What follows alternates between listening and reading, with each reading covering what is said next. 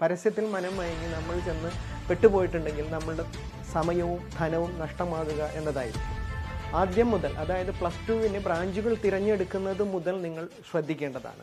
Course തിരഞ്ഞെടുക്കുന്നതിന് മുമ്പ് നിങ്ങൾ മനസ്സിലാക്കിയിരിക്കേണ്ടതുണ്ട്. അതിലൊന്നാണ് ആപ്റ്റിറ്റ്യൂഡ്, അഭിരുചി. ഇപ്പോൾ ഓരോ മനുഷ്യരും വ്യത്യസ്ത അഭിരുചികളുള്ള ആളുകളാണ്.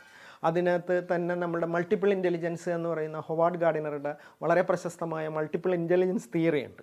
അതിൽ അദ്ദേഹം പറയുന്നത് ഒരു 9 തരം സ്കിൽസാണ് നമുക്കുള്ളത്. അതിൽ പ്രധാനപ്പെട്ടതാണ് മാത്തമാറ്റിക്കൽ ആൻഡ് ലോജിക്കൽ ഇൻ്റലിജൻസ്. അതായത് ഇപ്പോൾ എൻജിനീയറിംഗ്, റിസർച്ച് അതേപോലുള്ള മേഖലയിലേക്ക് അത്യാവശ്യമായി വരുന്ന ഒരു സംഗതിയാണ്. മറ്റൊന്ന് ബോൾഡ്ലി ആൻഡ് കിനസ്തറ്റിക്കൽ ഇൻ്റലിജൻസ് ആണ്.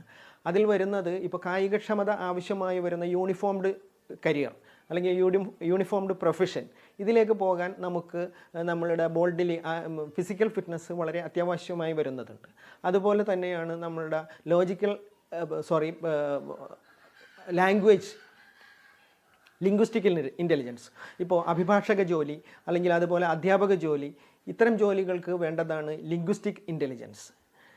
അങ്ങനെ ഓരോരുത്തരുടെയും ജന്മസിദ്ധ